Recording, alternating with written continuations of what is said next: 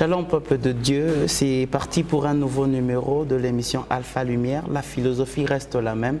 De partout où vous nous suivez, nous vous disons merci pour cette attention que vous faites montre à l'égard de cette grande émission d'édification, d'enseignement, cette émission qui vous permet de vous retrouver par rapport à la doctrine biblique. Encore une fois, vous le savez que je suis toujours accompagné du docteur Pierre Simon Kabitoula qui nous disons déjà Shalom papa. Shalom Michel. Je pense que vous vous portez bien. Tout va bien, merci. On est pris encore une fois à bénéficier de la matière de l'enseignement. Comme ça a toujours été de coutumance, nous sommes dans la première lumière, c'est-à-dire l'éclaircissement de la parole. Oui. Nous revenons au fondement même de la parole vraie. La parole christique, s'il faudrait le dire, c'est très important. Oui. Alors nous avons autrefois entamé un point qui a été très capital. Et d'ailleurs, il y a eu quelques questions qui sont venues en rapport avec l'utilisation de ces objets sur la révélation de Dieu. Oui.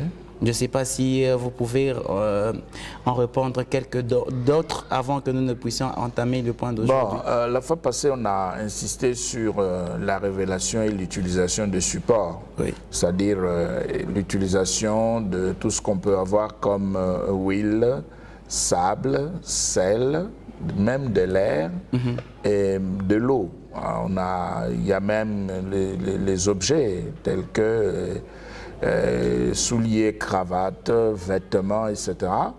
On a insisté sur l'utilisation de ces différents objets et nous avions dit qu'on pouvait, dans la Nouvelle Alliance, sur l'ordre de l'Esprit de Dieu, utiliser ces choses quand l'Esprit les commande et l'Esprit veut passer par ces choses pour accomplir la volonté de Dieu. C'est possible de le faire. Mais si l'Esprit n'a pas commandé, l'Esprit n'a pas révélé, l'Esprit n'a pas donné une orientation, il n'était pas bon ou recommandé de pouvoir utiliser ces histoires. Et même si on avait commencé à utiliser ces objets sur l'ordre de l'Esprit, et il ne faut pas transformer cela en doctrine. C'est ce que nous avions dit la fois passée. Il faut attendre que l'Esprit de Dieu puisse donner des instructions. Pourquoi nous insistons sur le fait de ne pas transformer l'utilisation en doctrine? C'est simplement parce que dans le Nouveau Testament, notre plus grand problème, c'est l'utilisation de la parole de Dieu. Alors, si l'Esprit n'a pas instruit, il faut éviter les déviationnismes et rester dans les limites des recommandations de l'Esprit de Dieu. Voilà, en résumé, ce qu'on avait dit la fois passée. Docteur, si vous pouvez me prêter seulement 3 minutes, je reviens à ce que vous avez dit dans l'une de vos interventions dans le cours. Vous avez dit qu'il y a l'ange de la commission qui intervient aussi pour le compte de la commission. C'est alors que nous avons remarqué que dans le cas de Moïse, la terre était ouverte, c'était ouvert pour avaler la rébellion de Nabal et tout le monde et tout. Alors, plutôt de Nathan Corée et Abiram. Alors j'aimerais savoir quand est-ce que dans la commission, parce que vous avez beaucoup martelé sur le fait que ce soit la révélation et c'est le pasteur qui est en train de travailler.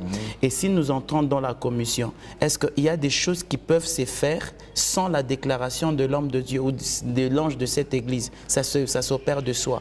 Oui, il y a des choses que Dieu seul peut accomplir. Il n'a rien révélé à son serviteur. Dans sa souveraineté, il le fait. C'est comme par exemple la nuit, quand on est endormi. Nous ne connaissons pas toujours exactement ce que l'Esprit de Dieu fait pour nous protéger. Et quand on a déjà reçu la commission, l'ange est là. Il y a des choses que l'ange va révéler, il y a des choses aussi que l'ange fera sans rien dire. Le serviteur n'est même pas informé et l'ange accomplit ce qu'il doit accomplir pour la gloire de Dieu. Voilà. Alors c'était très important de poser cette question parce qu'il y a peut-être certaines choses que les fidèles vont commencer à se rendre compte qu'ils ont eu la visite de tel autre qui leur a demandé de faire ceci, ceci. Peut-être... J'ai eu un témoignage d'un serviteur de Dieu qui dit que papa, je viens de vous rencontrer si vous m'avez demandé de prendre ceci et cela. Mais le pasteur dit, moi je n'étais pas là, j'étais à la maison dans ce genre de cas-là. Oui. Ça veut dire que l'ange, c'est l'ange qui fait le travail.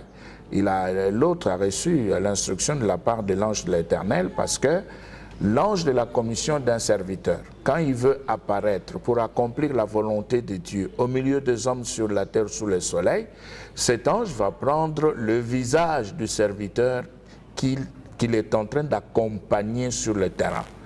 il va prendre son visage. Alors vous pouvez le croiser, vous pouvez croire que c'est le pasteur, ce n'est pas le pasteur, c'est l'ange. Et puis juste après, cet ange disparaît parce qu'il a terminé sa mission. Voilà. Donc ça n'a rien à voir, ce n'est pas le diable, ce n'est pas démoniaque, c'est Dieu. Non, il faut faire très attention là parce que Satan aussi peut singer, il peut aussi faire la même chose. Satan peut singer Dieu et chercher à accomplir ce qu'il voit faire du côté de Dieu.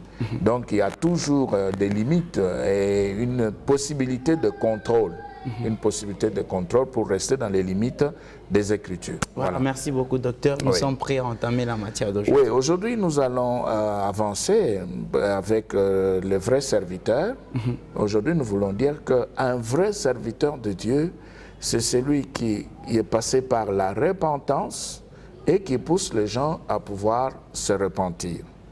Lui-même d'abord, il est passé par la repentance.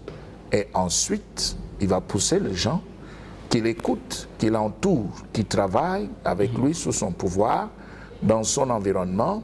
Il va pousser ces gens aussi à la repentance. Alors ici, notre plus grand problème, ce n'est pas tellement de revenir sur ce que signifie la repentance. Tout le monde connaît, je crois que ce sont les notions élémentaires que l'on donne dans les églises. Notre plus grand problème n'est pas au niveau véritablement de la repentance, mais de l'objectif de la repentance. Exact. Pourquoi est-ce qu'on doit se repentir? Pourquoi est-ce qu'un vrai serviteur doit commencer par la repentance et aussi pousser les gens qui l'écoutent à pouvoir se repentir? Eh bien, cela doit être fait parce qu'on doit absolument travailler pour le gouvernement de Dieu. C'est-à-dire, on est en train de recevoir tout ce qu'on peut recevoir de la part de Dieu, c'est pour l'établissement de son gouvernement sur la terre. Un vrai serviteur de Dieu se repent, pousse les gens à la repentance pour entrer dans le gouvernement de Dieu. En d'autres termes, notre objectif sous le soleil, avant le retour de Christ, c'est placer toute l'humanité sous le gouvernement de Christ. Christ doit tout gouverner. Alors maintenant, pour y arriver, les gens doivent se repentir. Alors nous pouvons lire un premier texte dans Ésaïe 53.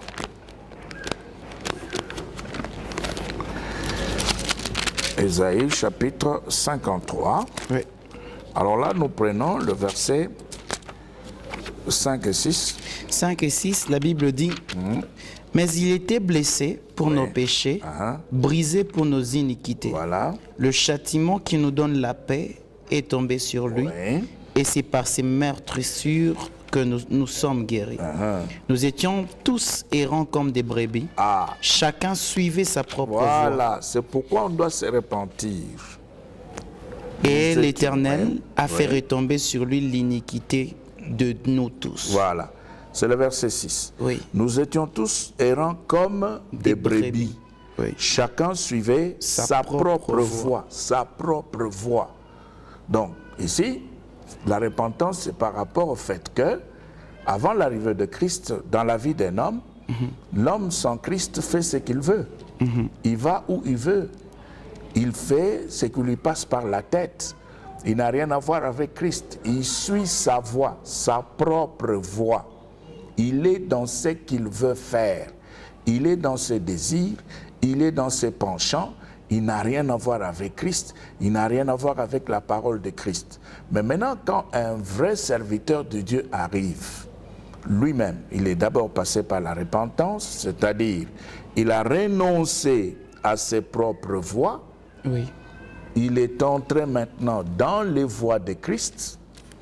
Maintenant, comme lui-même, par la révélation de la parole, il est dans les voies de Christ. Maintenant, quand il va travailler, il va pousser les gens qui se retrouvent dans son environnement à pouvoir aussi se retrouver sous le gouvernement de Christ, à pouvoir se retrouver dans les voies de Christ. C'est ça l'objectif principal de la repentance. Mais ce que nous voyons aujourd'hui, c'est tout à fait le contraire. Parce qu'on demande aux gens de pouvoir se repentir, mais pour leur propre plaisir. Vous demandez à quelqu'un d'abandonner le péché, de quitter le monde, de laisser tomber la chair. Pourquoi faire? Mais généralement, c'est pour ce que cet homme est en train de chercher. Par exemple, c'est un homme qui cherche un emploi. On va lui demander de se repentir, de venir auprès de Dieu pour avoir un emploi. C'est quelqu'un qui veut se marier. On va lui demander de se repentir, de venir auprès de Dieu pour avoir le mariage. Quelqu'un qui cherche l'argent va se repentir vite parce qu'il est dans le besoin de l'argent. Maintenant, il n'est pas dans les limites de la parole de Dieu. Ça veut dire qu'il a été conduit par de faux serviteurs. Parce que le faux serviteur conduise les gens vers le matériel, vers le monde, vers la chair, vers la gloire terrestre. Le faux serviteur ne conduise pas les gens ou les auditeurs dans les voies de Christ. Ils sont en train de parler pour le monde, pour la terre, pour le matériel. Et c'est pourquoi tout ce qu'ils présentent comme repentance ne rencontre pas la volonté de Dieu. Docteur, donc pour vous ici, la repentance rejoint pratiquement le métanoïa, le fait de changer de voie, le fait de se détourner de la voie où on était pour entrer dans une autre. Exact. C'est le mot que vous utilisez là, c'est un mot grec qui est rattaché à la repentance. Métanoïa en grec, métanoïa en français, si on veut, on peut faire la lecture française de cette manière-là, c'est-à-dire un changement complet. L'homme change, mais il doit savoir pourquoi il change.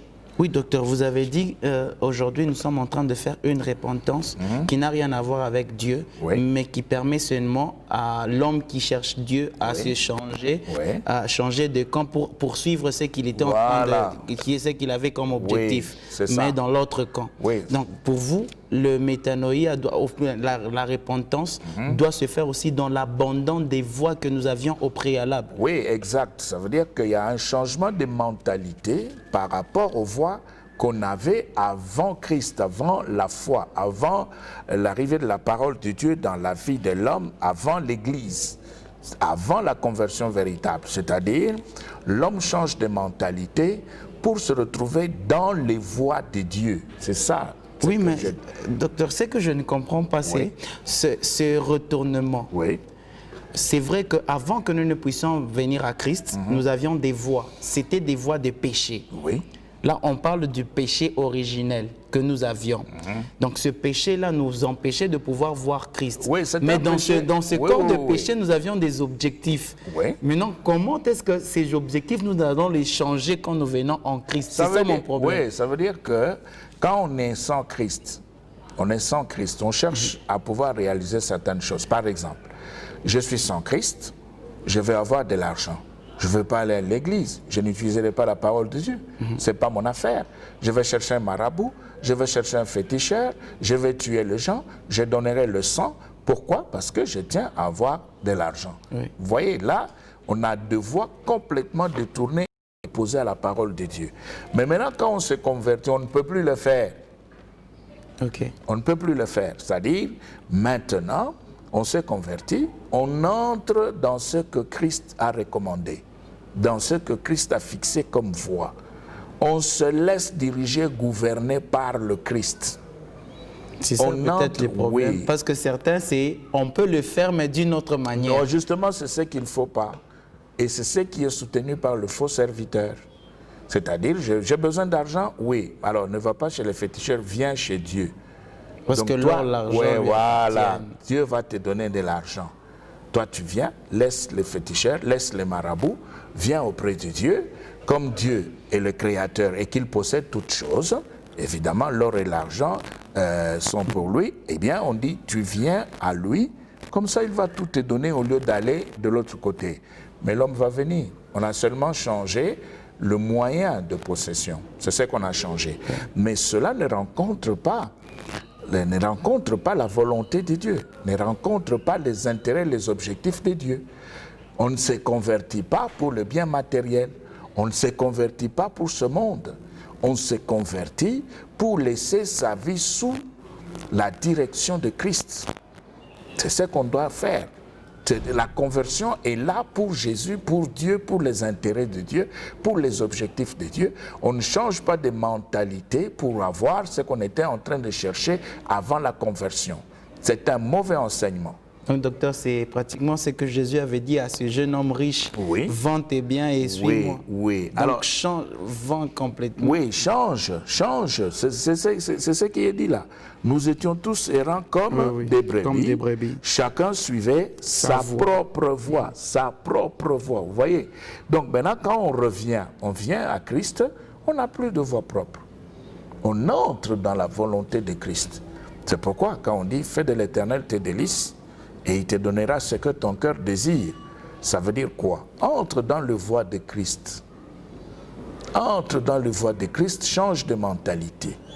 Et tu vas voir que Christ va pouvoir intervenir dans ta vie selon sa volonté première, selon ce qu'il avait prévu pour toi dès les temps immémoriaux. Alors dans Matthieu 2, dans Matthieu 2, nous prenons Matthieu 2, 1 jusqu'à 6.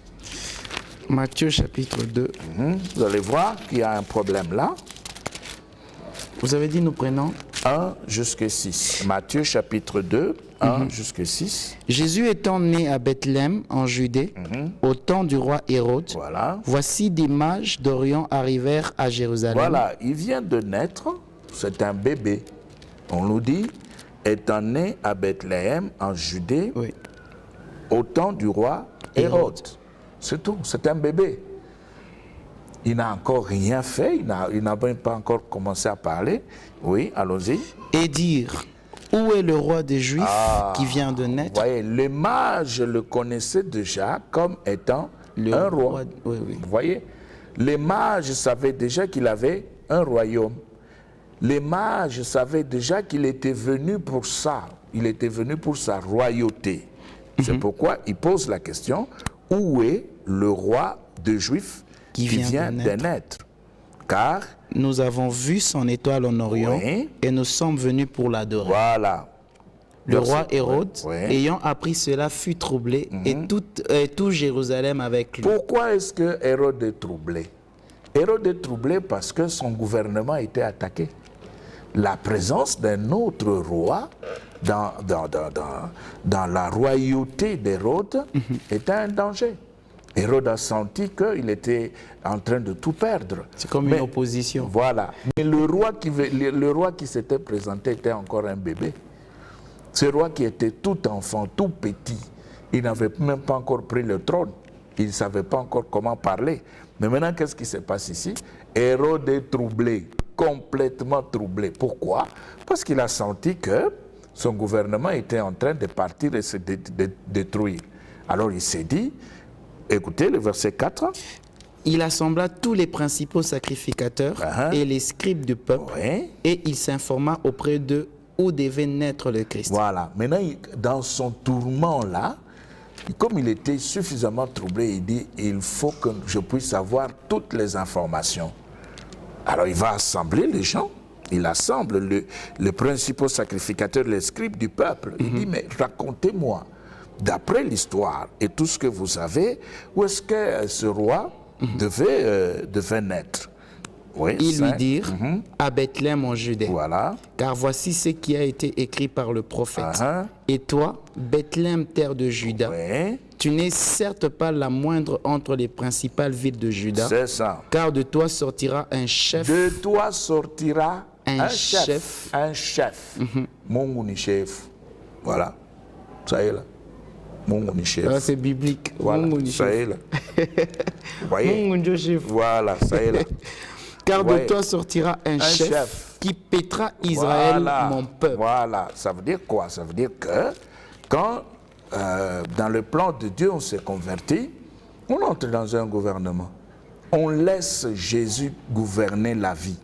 Maintenant, un vrai serviteur qui a reçu la révélation de Dieu fait gouverner l'humanité par Christ. Amen. Il travaille pour que toute l'humanité puisse se retrouver sous le pouvoir de Christ.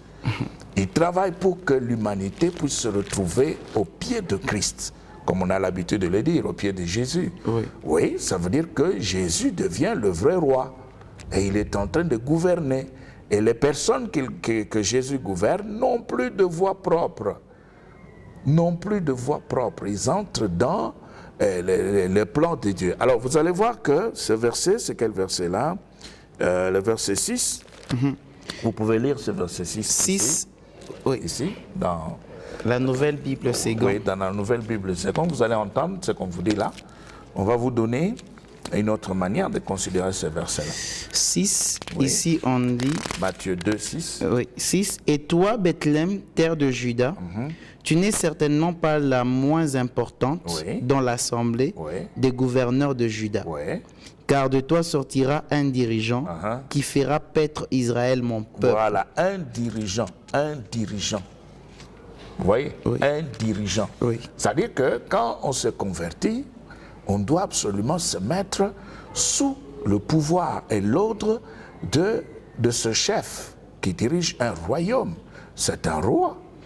Il est dirigeant. Et même ici, vous pouvez encore lire ça ici dans le Tob. Toujours Matthieu, prenez le chapitre 2, le verset 6. Donc, vous allez entendre. Ici, je viens de tomber sur Siracide. Oui. Vous allez voir qu'on vous donne la même recommandation. Pouvoir, Je suis. Et toi, Bethléem, terre de Juda, tu n'es certes pas le plus petit des chefs-lieux de Juda, car c'est de toi que sortira le chef qui fera paître Israël, mon peuple. Vous voyez, c'est ça. Ça veut dire quoi? Ça veut dire que Jésus, quand il arrive, c'est un chef qui vient. C'est un dirigeant qui vient pour pouvoir régner sur un peuple. Et il faudra que le vrai serviteur puisse travailler pour que tout le monde, toute l'humanité puisse se retrouver sous la direction de Christ. Chef, Voilà. Christ qui est considéré comme étant le chef. Voilà. Docteur, c'est comme ça que la Bible dit en psaume que heureux ceux qui placent en toi leur appui, ils trouvent dans leur cœur des schémas tout tracés. Donc, une fois que nous sommes dans la voie de Christ, nous n'avions plus d'autres voies. Ce sont les chemins que Christ a déjà préparés. Très bien, c'est correct. Vous commencez à comprendre ces choses. C'est très bien. C'est ça. Ça veut dire que quand je découvre, je laisse Christ me gouverner, je n'ai plus de voie propre. Je n'ai plus de volonté propre. Maintenant, qu'est-ce que je dois faire? Je dois accepter le voie de Christ. Je dois laisser Christ me conduire, s'occuper de moi. C'est cela la sanctification. Docteur, ça contredit pratiquement fait de l'Éternel tes délices, il te donnera ce que ton cœur désire. Oui, pourquoi?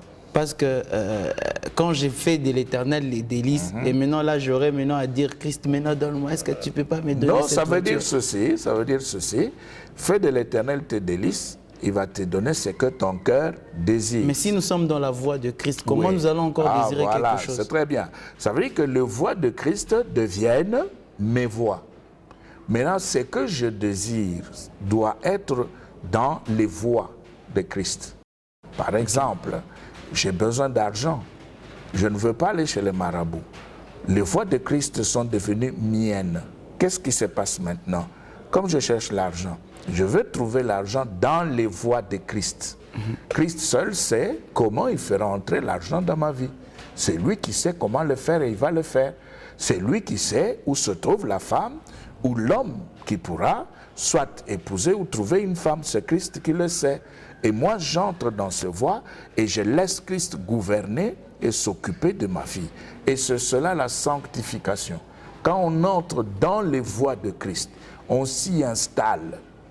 On va vivre selon les voies de Christ. On ne vit plus selon ses propres voies. On ne vit plus selon les voies de ce monde. On ne vit plus selon les voies de l'homme ou de Satan. On est sanctifié. C'est pourquoi il est dit dans Hébreu, recherchez la paix avec tous et la sanctification sans laquelle personne ne verra le Seigneur. Ça veut dire, si on est déjà avec Christ, on est dans ce voie, on va le voir. Parce qu'on est dans ce voie. Parce que c'est lui le chef. Parce que c'est lui le dirigeant. Parce que c'est lui qui gouverne la vie de l'individu. Il va se manifester. Il ne laissera pas l'homme oisif. Il ne laissera pas l'homme sans chef. Il va se faire voir. Et quand il va se faire voir, il ne se fera pas voir pour rien. Il va se faire voir pour manifester sa gloire. C'est pourquoi nous disons ceci. Un vrai serviteur, lui-même, il est passé par la repentance. C'est-à-dire, c'est Christ qui le gouverne. Il est dans le voie de Christ. Il n'est pas dans ce qu'il veut faire. Il n'est pas dans ce qu'il a trouvé dans sa communauté, non. Il se met dans les voies de Christ. Il se met dans les recommandations de Christ qui se trouvent dans la parole de Christ. Il doit vivre selon la parole de Christ, selon la loi de Christ, selon l'enseignement de Christ. Et quand il se met là-dedans, il est entré dans le voie de Dieu. Il s'est sanctifié. Alors Dieu va s'occuper de lui. Maintenant, lui aussi, à son tour, il va aider ses auditeurs à pouvoir quitter la chair, quitter le monde, abandonner le péché, abandonner Satan pour rentrer dans le voie de Dieu et vivre selon Dieu, selon ses recommandations. Voilà. Docteur, excusez-moi, quelle est la différence que vous établissez entre la pureté et la sanctification? Oui, la pureté, c'est le point de départ de la sanctification. Il y a pureté quand on est lavé. On est lavé, on a été purifié par le sang de l'agneau. Le même sang de Christ, sa vie, qui me purifie, me sanctifie, me met à part pour lui. C'est pourquoi, dans Acte 13, on peut lire. Acte chapitre 13, 1 et 2. Acte 13, 1 et 2. Il y avait dans l'église d'Antioche des prophètes et des docteurs. Barnabas, Siméon, appelé Niger, Lucius de Cyrène, Manaën, qui avait été élevé avec Hérode le tétrarque et Saul.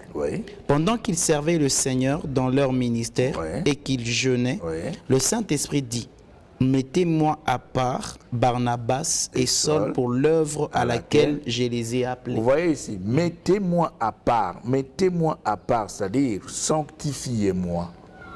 Il faut isoler ces gens-là. Ils ne devront plus vivre selon les voies de ce monde, selon les voies de l'Église terrestre. Non. Ils doivent rester maintenant dans la révélation que je viens de donner, pour l'œuvre pour laquelle je les ai appelés. Voilà. C'est clair.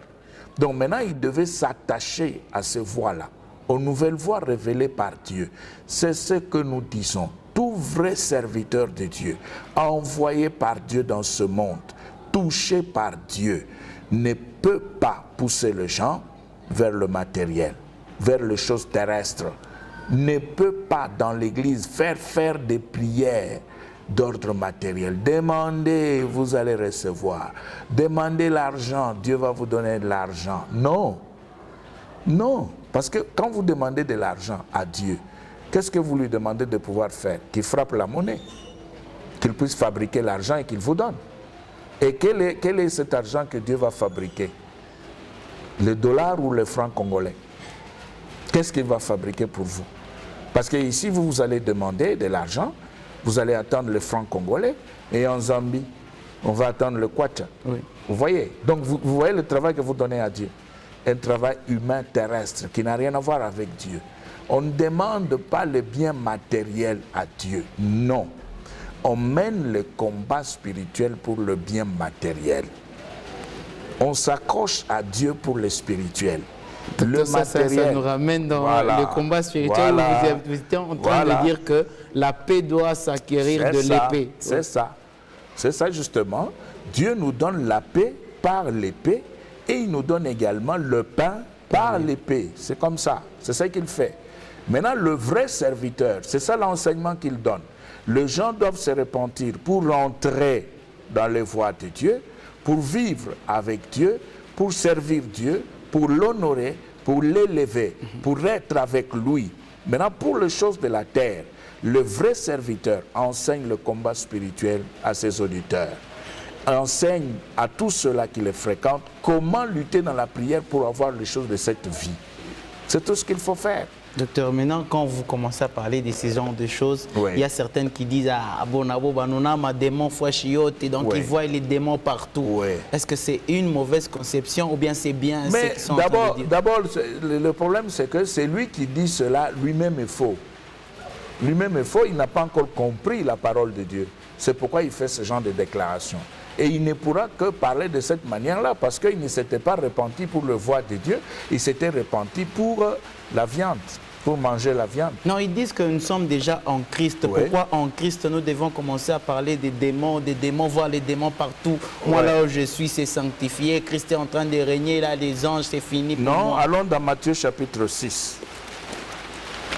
Matthieu chapitre 6, vous allez voir que Jésus lui-même, Matthieu 6, 9. Lisons Matthieu chapitre 6, le verset 9. Nous lisons notre Jésus. Amen. Voici donc comment vous devez prier. Notre Père qui es aux cieux, que ton nom soit sanctifié, que ton règne vienne, voilà. Que ta volonté soit faite sur la terre comme au ciel. Voilà. Alors vous voyez ici que Jésus voulait que ses disciples puissent déjà commencer à prier et à rechercher le règne. Il ne veut pas que le règne puisse rester là-haut dans les cieux devant le Père, mais que le règne puisse descendre ici-bas sur la terre. Donc le règne, c'est déjà le combat spirituel. Voilà. Docteur. Vous voyez? Pourquoi? Parce que si on n'est pas dans le gouvernement de Dieu, on n'est pas gouverné par Christ, c'est qu'on est gouverné par Satan. Maintenant, quand Jésus dit que ton règne vienne, ça veut dire que le règne de Christ, le règne de Dieu, le royaume lui-même devra descendre pour pouvoir remplacer le royaume de l'homme, le royaume de Satan et garder les gens dans le gouvernement de Dieu. Docteur, non seulement le fait qu'il existe les prières de combat, oui. Il existe aussi les aspects combatifs de la prière. Oui. Quand on s'adresse au vrai, cette prière, même si ce n'est pas une prière de combat, déjà ça combat. Oui, c'est comme par exemple quelqu'un qui est dans le palais présidentiel. Même s'il ne le dit pas, tout le monde constatera le fait qu'il est dans le palais présidentiel. Vous voyez, c'est ce qui se passe. Quand on est dans le voie de Christ, on ne fera pas tout, on ne demandera pas tout, on ne combattra pas pour toutes choses. Mais il y a certaines choses qui viendront de soi parce qu'on est déjà dans le voie de Christ. Oui. C'est cela. Alors, dans le même chapitre, Matthieu 6, au verset 33. 33, il est écrit, cherchez premièrement le royaume et la justice de Dieu. Et toutes ces choses vous seront données par-dessus. Voilà. Donc, Christ montre ici ce que nous devons rechercher. Nous devons désirer sa gouvernance. Nous devons désirer le fait que lui seul puisse venir et régner sur nous. Nous entrons dans son royaume. Nous entrons dans ses voies. Et pour lui, nous devons rester là-dedans. Il ne nous parle pas de voie de la religion. Il ne nous parle pas de voie de la communauté. Non. Il nous parle de ses voies à lui, de sa parole, de son gouvernement, de sa royauté. Et quand nous entrons dedans, nous sommes avec lui, il est avec nous, il va s'occuper pleinement de nous. Ok, alors, nous rentrons un peu dans Matthieu 4. Matthieu chapitre 4. Matthieu 4. Nous pouvons même commencer par Matthieu 3 parce que c'est la même pensée. Matthieu 3, 1 et 2. Matthieu 3, 1 et 2, nous lisons notre Jésus. Amen. En ces temps-là, parut Jean-Baptiste prêchant dans le désert de Judée. Écoutez son message. Il disait, repentez-vous car le royaume des cieux est proche. Repentez-vous car le règne de Christ s'approche.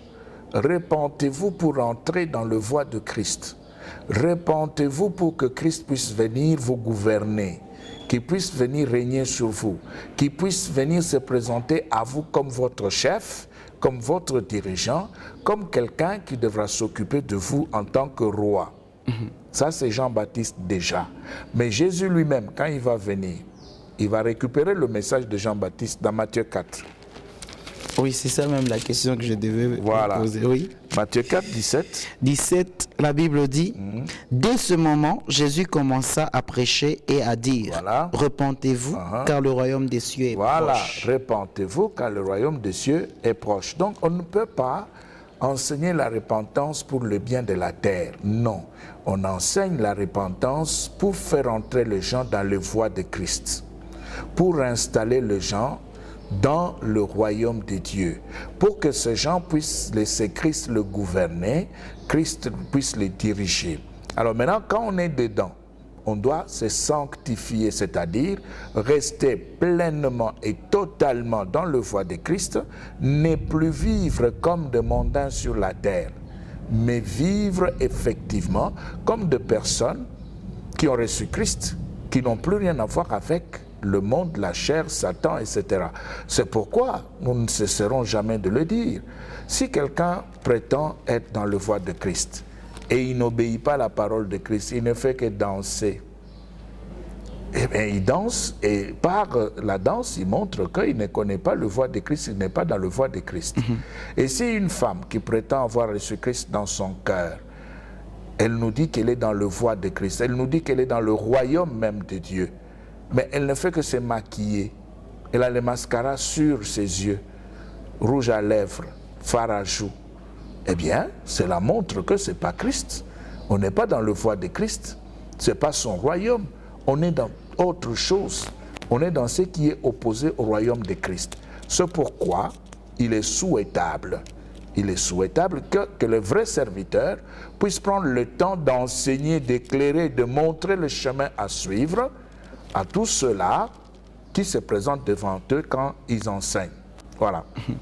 Docteur, nous sommes en train de parler sur la sanctification. Oui. Dit le vrai serviteur est lui-même sanctifié, et puis il fait le tout possible pour que le peuple qu'il dirige soit sanctifié. C'est ça. Alors, le fait de se mettre à part, c'est aujourd'hui une leçon qui semble être un peu difficile. Quand on dit que nous sommes mis à part, généralement, certains pensent que c'est dans le service, puisque nous sommes distingués des autres. Nous sommes en train de travailler, nous sommes pasteurs et ils sont fidèles dans le banc. Donc c'est ça, être mis à part. Donc c'est une catégorie de ne touchez pas à mes oins. Maintenant, le véritable sens de la mise à part. Ça veut dire que c'est par rapport à Satan, c'est par rapport au monde, c'est par rapport à la chair, c'est par rapport aux voies opposées à la parole de Christ, à la loi de Christ. C'est-à-dire que tout chrétien, avant de devenir serviteur de Dieu, avant de devenir pasteur, avant de devenir dirigeant chrétien, tout chrétien doit se sanctifier, c'est-à-dire quitter le monde, sortir, abandonner tout ce qui appartient à la chair, à Satan, au monde, pour appartenir à Christ et commencer à vivre selon la parole de Dieu. Bon, évidemment, on nous dit que c'est difficile, mais Christ est là avec son esprit pour nous aider. Le Saint-Esprit est là. Le Saint-Esprit va nous aider à pouvoir vivre selon la parole de Dieu et à rester dans les voies même de Dieu, en commençant par les serviteurs. C'est l'une des raisons pour lesquelles nous insistons sur la révélation. Parce que si on n'a pas reçu la révélation, on va faire des efforts soi-même. On ne va pas y arriver.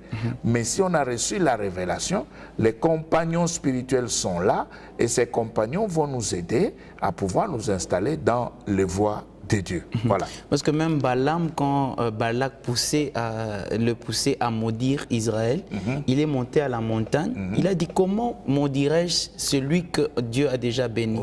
Regarde, observe-lui de l'un, c'est un peuple mis à part.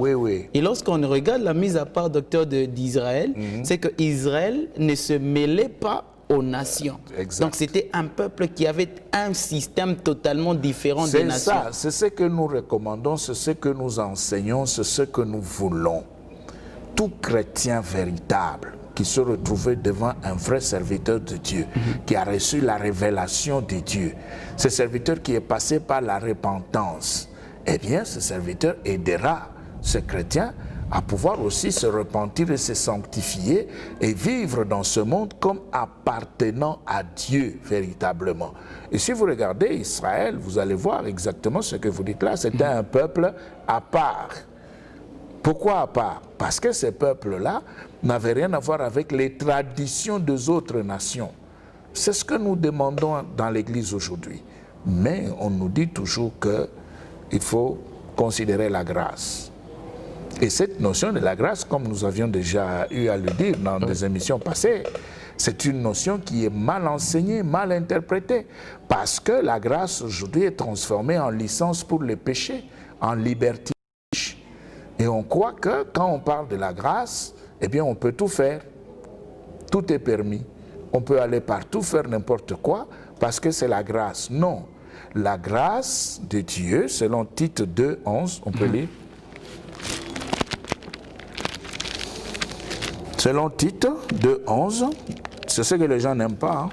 Les gens n'aiment pas qu'on puisse donner de tels versets. Pour les gens, il faut laisser la grâce. La grâce en temps de travail. Oui, on doit accepter les libertinages, on doit accepter les péchés, et puis on dit, bon, ça ne fait rien, c'est la chair qui a péché, l'esprit n'a pas péché. Voilà. Et quand on s'enivre, on dit, non, non, c'est la chair qui s'est enivrée, l'esprit ne s'est pas enivré. Donc, on est en train de justifier le mal. Tite 2:11. Oui. Tite 2:11. Car la grâce de Dieu, source de salut pour tous les hommes, a été manifestée. Voilà, la grâce de Dieu, source de salut pour tous les hommes, a été manifestée. 12. Elle nous enseigne à renoncer. La grâce nous enseigne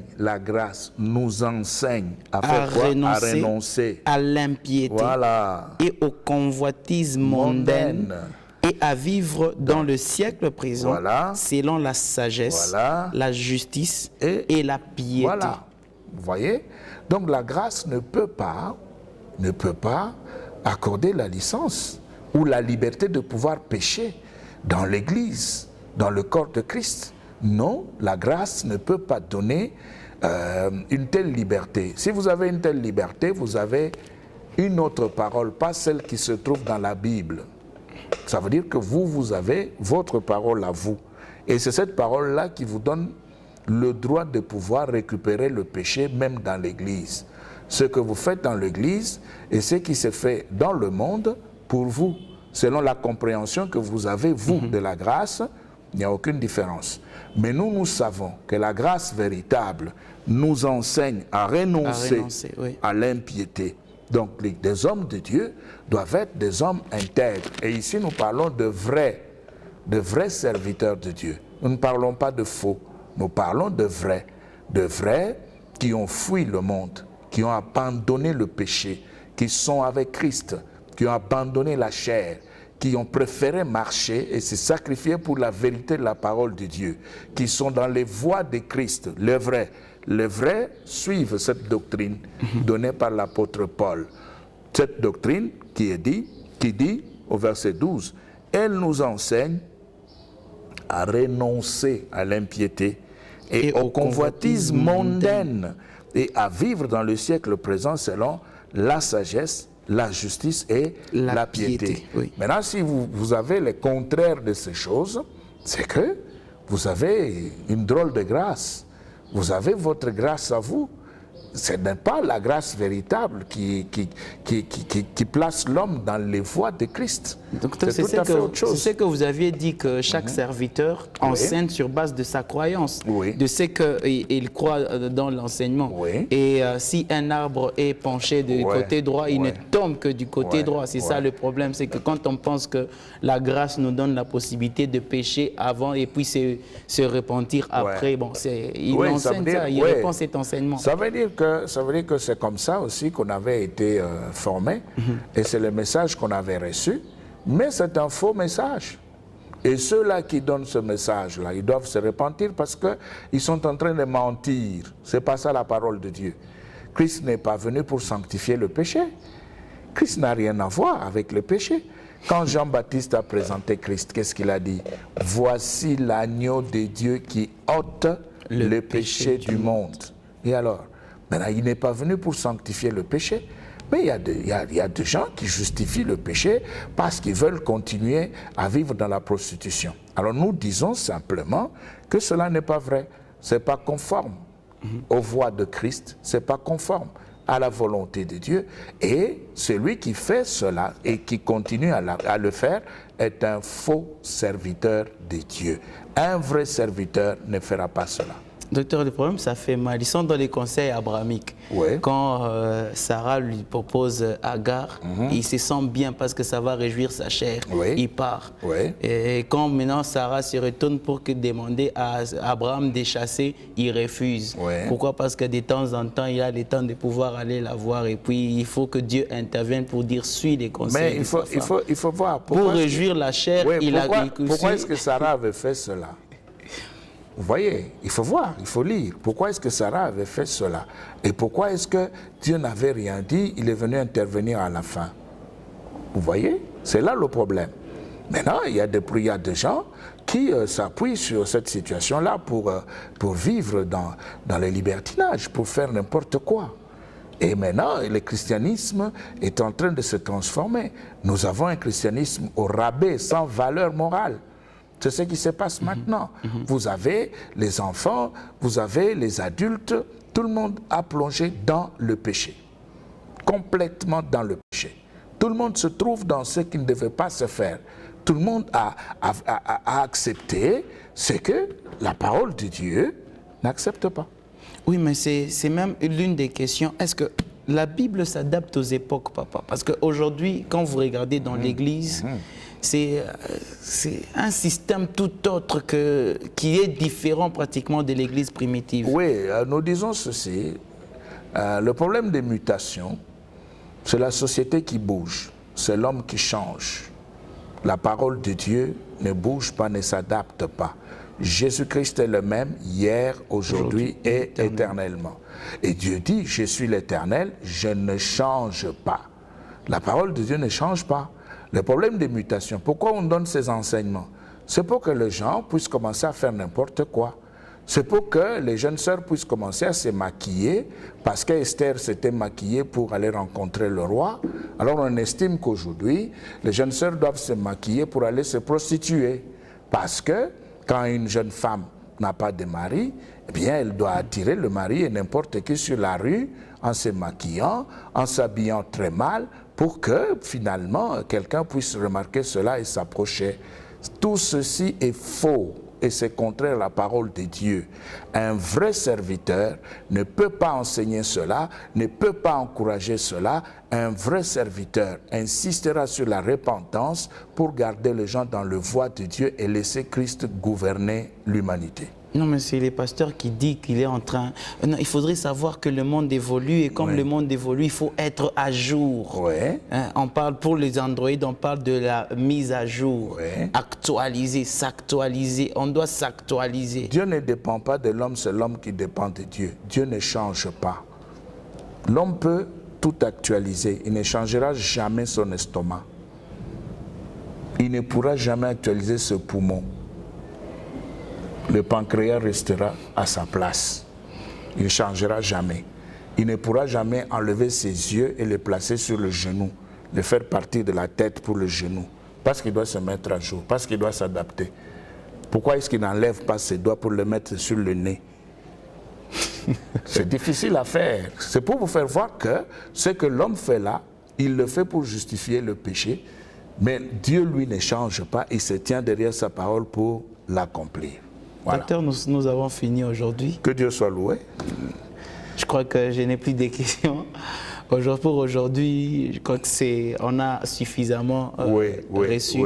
Et je pense que le vrai serviteur, c'est lui qui est vrai, du moins c'est lui qui se reconnaît être vrai, continuera toujours à sanctifier l'Église par ses enseignements, car Christ nous a sanctifiés par sa parole authentique. Et si aussi il y a un faux, à travers cet enseignement, il va reconsidérer il peut changer, qu'il change. C'est ce que nous poursuivons. Parce qu'à un certain moment, David aussi a dit, sonde mes voies. Si tu trouves que je suis dans une mauvaise voie, ramène-moi à toi. Sur la voie de l'éternité. Alors, je crois que c'est un enseignement qui va vous ramener sur la voie de l'éternité. D'ici là, portez-vous bien. Nous vous laissons en compagnie de Golgotha Télévision.